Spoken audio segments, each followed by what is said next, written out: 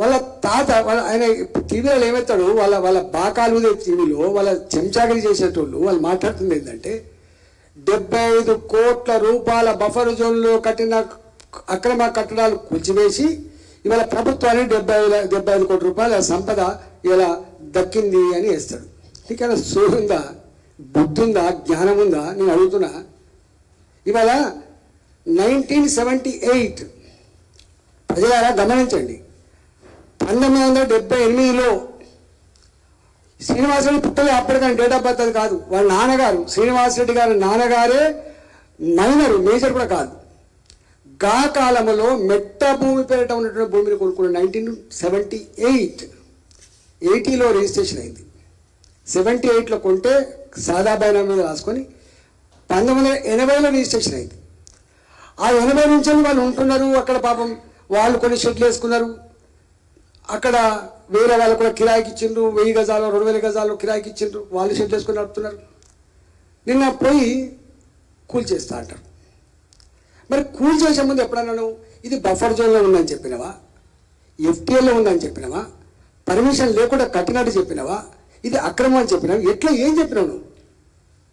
Phone చేస్తే ఎత్తరు వాళ్ళు, phone చేస్తే ఎత్తరు వాళ్ళు. ఒక ఆమె పాపం కూర కొడుతున్నప్పుడు ఒక ఆమె మాట్లాడినా పెట్టాలి.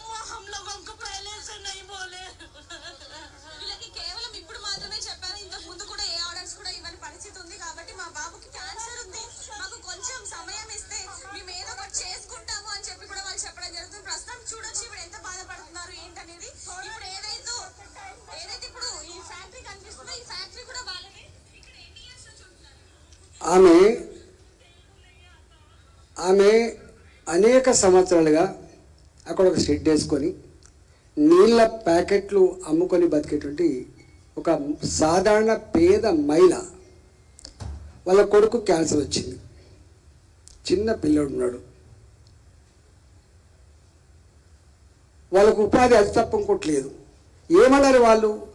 ఎప్పుడు ఒకనాడన్నా మీరు వచ్చి ఒక నోటీస్ ఇచ్చిన సందర్భం లేదు, ఇది కూలగొడతామని చెప్పిన సందర్భం లేదు. వాళ్ళ దాని పక్కకే శ్రీనివాసరెడ్డి ఉంటాడు. ఆయన ఏమడిగిండు, నాది విలువైనటువంటి వస్తువులు ఉన్నాయి అందులో, మా కంపెనీ చాలా కాస్ట్లీ ఇన్స్ట్రుమెంట్స్ ఉన్నాయి ఆడ, ఆ మెషినరీ అంతా కూడా చాలా కాస్ట్లీ ఉంటుంది, ఒకవేళ నువ్వు కూలగొడుతూ కానీ ఈ సామాన్ బయటకు తీసుకుపోని అని చెప్పి అడిగిండ్రు తప్ప ఎక్కడి 1978 ఎక్కడి 2024. ఇవాళ ప్రజలారా ఈ చర్యను చూసి ట్రెండింగ్ చేసేటువంటి సోషల్ మీడియాలో పనిచేసేటోళ్ళు కావచ్చు, లేదా ఇవాళ రేవంత్ రెడ్డి రాబిన్ హుడ్ అని పోల్చేటువంటి కువానా మేధావులు కావచ్చు, మీరు ఆలోచించి ఇవి పంపిస్తానండి. దీని కాగితం 1978లో కొన్నటువంటిది, 1980లో రిజిస్ట్రేషన్ డాక్యుమెంట్ కూడా మీకు పంపిస్తాను. 1980 ఈ డాక్యుమెంట్ మీకు పంపిస్తా. నేను ఏమంటున్నా, మర్డర్ చేసినోడు కూడా జైల్లో పోయినప్పుడు ఉరిశిక్ష పడితే ఓ 6 నెలలు 2 నెలలు 2 సంవత్సరాలు ఏమైనా మనసు మార్చుకుంటారా, మీకు ఏమైనా చివరి కోరిక ఉందా అని చెప్పి అడుగుతారు. కానీ ఇక్కడ చివరి కోరిక లేదు, ఓ నోటీస్ లేదు. దొంగల్లాగా బందిపోట్లలాగా ఇలా ఆ పేదల ఉపాధి మీద దెబ్బతీసి పేదల కుటుంబాల్లో ఇలా మట్టిపోసినటువంటి దుర్మార్గపు ప్రభుత్వం రేవంత్ రెడ్డి ప్రభుత్వం. మేము ఆ సంస్థకి ఎవరు చైర్మన్ ఎవరి నాయకత్వం వహిస్తున్నది ఇంపార్టెంట్ కాదు.